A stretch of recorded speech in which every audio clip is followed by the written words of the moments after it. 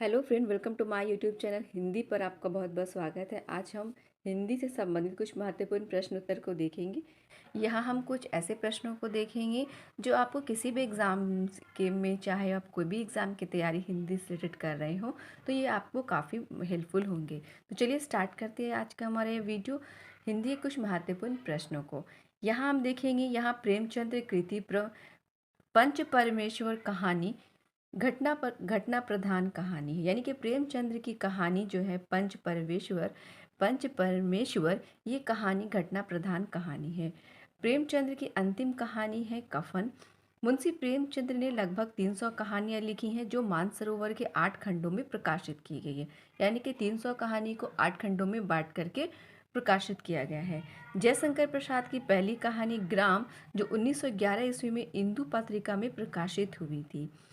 प्रसाद की गुंडा कहानी में भारत के इतिहास के ईस्ट इंडिया कंपनी के युग का चित्रण है। आगे देखते हैं। प्रेमचंद्र की दो बैलों की कथा पराधीनता के विरुद्ध संघर्ष के प्रतीकात्मक की कहानी है। यानी कि दो बैलों की जो कहानी है वो संघर्ष की कहानी है। उसने कहा था कि कहानी में फ्लैशबैक की शैली का पहली बार प्रयोग किया है।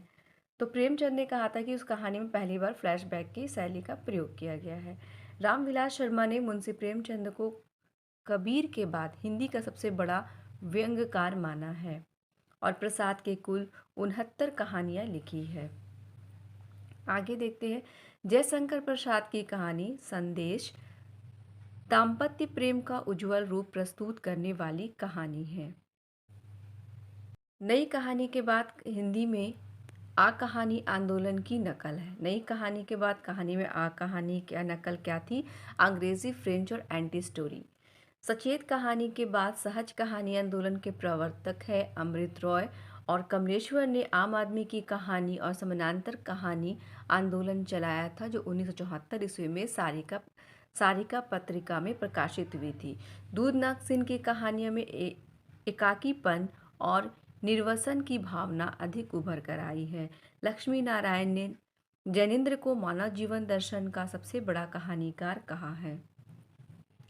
आगे देख 1900 ईस्वी में सुदर्शन में प्रकाशित कहानी मन की चंचलता के लेखक थे माधव प्रसाद मिश्र और चंद्रधर शर्मा गुलेरी की प्रसिद्ध कहानियां हैं ये तीन। उसने कहा था सुखमय जीवन और बुद्धू का कांटा। इंदु का प्रकाशन कब और कहाँ से प्रारंभ हुआ? तो इंदु का प्रकाशन 1909 में काशी में प्रकाशित हुआ। सबसे उत्तम कहानी वह होता है जिसका आधार किसी मनोवैज्ञानिक सत्य पर हो। कथन किसका है? प्रेमचंद का है। सन 1972 ईस्वी के आसपास सारिका के माध्यम से समानांतर कहानी आंदोलन किसने चलाया था? कमलेश्वर प्रसाद ने। पांडे बेचन शर्मा उगरी के किस कहानी संग्रह को ब्रिटिश सरकार ने जब्त कर लिया था? वह था चिंगारियाँ। मोहन राकेश कृति मलबे का मालिक किस विषय पर आधारित है? यह है भारत पाकिस्तान विभाजन पर।